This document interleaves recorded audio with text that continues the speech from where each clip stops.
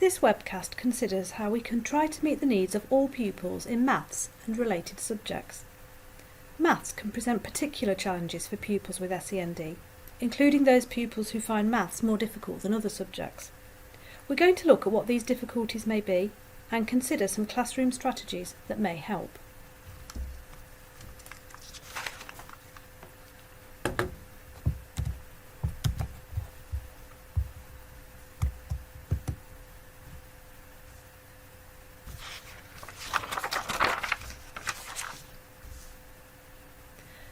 The most important starting point is to know your pupils, and that includes trying to understand what might be causing them to have problems with maths. There are lots of possible reasons for this. Some of these are general issues that could apply in any subject, whereas others may only affect pupils in maths. Much of maths knowledge is cumulative. You need to have strong foundations in place upon which to build further learning. So if pupils have gaps in their knowledge, understanding or experience, this could impact on their ability to integrate new learning. Lots of pupils' difficulties with maths are actually around the language of maths. The amount and complexity of language that is involved even from an early age, and the different meanings that common words can have in maths, for example, tables. For pupils with language difficulties, these issues will be even more pronounced. And the same is true for pupils with literacy difficulties, as pupils are expected to read and understand problems and sometimes to respond in writing. As is the case in all subjects, memory and attention issues can have a significant impact in maths. The ability to work on information whilst holding it in your head, i.e. working memory, can be taken for granted, and much of maths, particularly as pupils get older, relies upon the ability to do this. But some pupils do not have the working memory capacity or attention to be able to do this easily. As well as gaps in knowledge, some pupils will have developed misconceptions about maths. These may be at a very fundamental level, such as an understanding of place value, for example. And these misconceptions will have considerable knock-on effects as pupils progress through school. Finally, some pupils suffer from anxiety, which can be specific to maths. In fact, there is a known phenomenon called maths anxiety, which can impact hugely on pupils' performance and engagement. Related to this is motivation. Some pupils will have experienced significant feelings of failure in relation to maths, and it's extremely difficult to be motivated to try something at which you have repeatedly failed. Won't is easier for our self-esteem than can't. Consider which of these may be behind the difficulties that you're observing. Speak to the pupils themselves too, to find out what works as well as what doesn't work for them. For example, some pupils will find extra support from a TA very helpful and reassuring, whereas others will dislike it and not engage.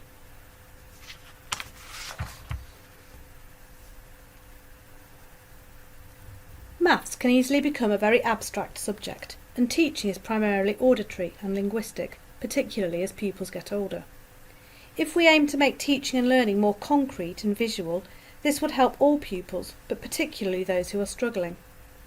The concrete, pictorial, abstract teaching sequence is an effective way of doing this, and is a feature of mastery teaching and systems such as Singapore Maths. This should not be restricted to early maths teaching. Ideally, it should be used to introduce any new concept at any age.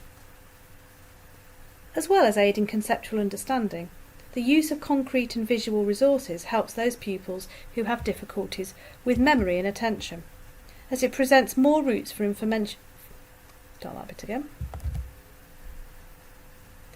As well as aiding conceptual understanding, the use of concrete and visual resources helps those pupils who have difficulties with memory and attention, as it presents more routes for information to enter the brain and another stimulus to focus attention on.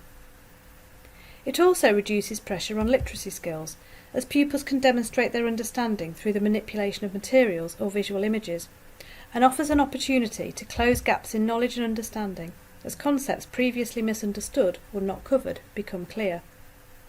If it's not possible or feasible to use concrete materials, then consider at least how you can make the ideas you're presenting as visual as possible, even if this simply means writing key words on the board rather than just saying them. Anything you can do to use the visual channel will support pupils having difficulties.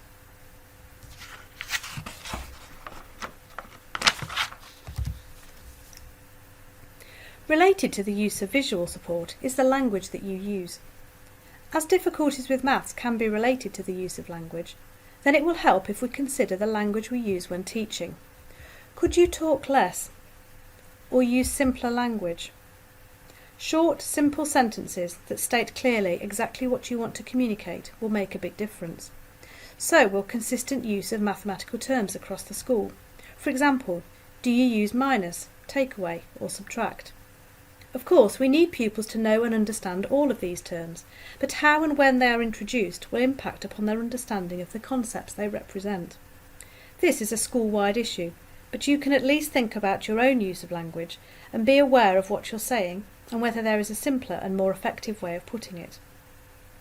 At the extreme end of this, more maths teachers are now using the silent teacher technique and finding it to be very effective. Using this method, a calculation or concept is demonstrated on the board with no verbal input from the teacher or pupils at all. Pupils are then asked to explain what they've seen and try some examples themselves. This is certainly worth exploring further, as it should help all pupils, but particularly those for whom the language of maths is a barrier. Being able to record your understanding in maths is of course important and crucial for performance in exams and statutory assessments. But as well as presenting difficulties for many pupils, it can be a cause of anxiety too. Recording formally should ideally be the final stage in demonstrating your understanding in maths, and we should be wary of introducing it too soon, and also of placing too much emphasis on it. To support pupils with SEND, including those with maths anxiety, aim to reduce the need To support pupils with SEND, including those with maths anxiety, aim to reduce the need for written recording as much as possible, offering pupils alternative ways of demonstrating what they know and understand. When recording is necessary, explicitly teach pupils how you expect different topics to be recorded. It's often worth spending a lesson on establishing this early on.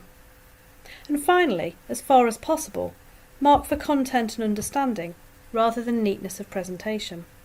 Sometimes those pupils whose work is presented untidily, without apparent structure, have secure mathematical understanding, but struggle with setting it down on paper. If possible, set some tasks that are more open-ended, i.e. where there is not one right answer, and pupils can demonstrate their understanding more broadly. Although be aware that for some pupils, such as those on the autistic spectrum, this may be challenging in a different way. One of the most valuable sources of support for pupils with SEND is teaching assistants, whether they're general classroom assistants or are linked to one or more specific pupils. A TA who is effectively deployed can have a positive impact on pupils' outcomes, but if we're not clear about how to deploy them effectively, that impact can be negative, as recent research has indicated. Effective deployment in maths can be more challenging than in literacy-based subjects, as the way maths is taught and the expectations of the curriculum have changed over the last few years, and some TAs are likely to be unconfident with maths. They may in fact suffer from some degree of maths anxiety themselves.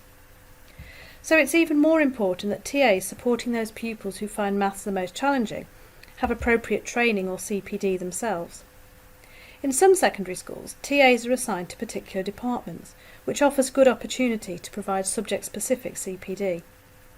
It would be extremely difficult to offer support to a pupil struggling with a particular mathematical concept if you don't understand it yourself, and the danger is that this would in fact confuse the pupil more, compounding the risk of increasing misconceptions. A key point that research has drawn out is that TAs need to focus on supporting pupils' independence and learning rather than task completion, and teachers need to ensure that this happens. One way of doing this is to make sure that the teacher spends time working with the pupils who struggle the most, rather than leaving these pupils to teaching assistants. This is particularly important in a subject like maths that requires particular specialist knowledge and where the possibility of creating misconceptions is quite significant. All the strategies we've discussed so far should help to reduce or prevent anxiety, because they're helping to meet pupils' needs. One of the most important factors in this is enabling success. Using concrete and visual methods, minimising recording, and using classroom support effectively, we can offer pupils the greatest possible chance of success. It is achievable, and success leads to motivation, so we can create a virtuous circle by creating the conditions for our pupils to experience success in maths. Finally, let's consider the topic of mixed ability teaching. The evidence for and against mixed ability teaching compared to setting or streaming is not conclusive, particularly in maths. However, it does appear to be the case that setting favours the highest attaining pupils at the expense of the lowest attaining. As the mastery curriculum becomes more embedded and whole class teaching becomes more common, particularly in primary schools, we will gain a better understanding of this area. In the meantime, if the attainment of lower attaining pupils, disadvantaged pupils and pupils with SEND are issues in your school, this is an avenue worth pursuing. Good teaching is about knowing when and how to group children and monitoring the impact this is having on all of them, and good teaching makes a greater difference to outcomes than the structure of classes.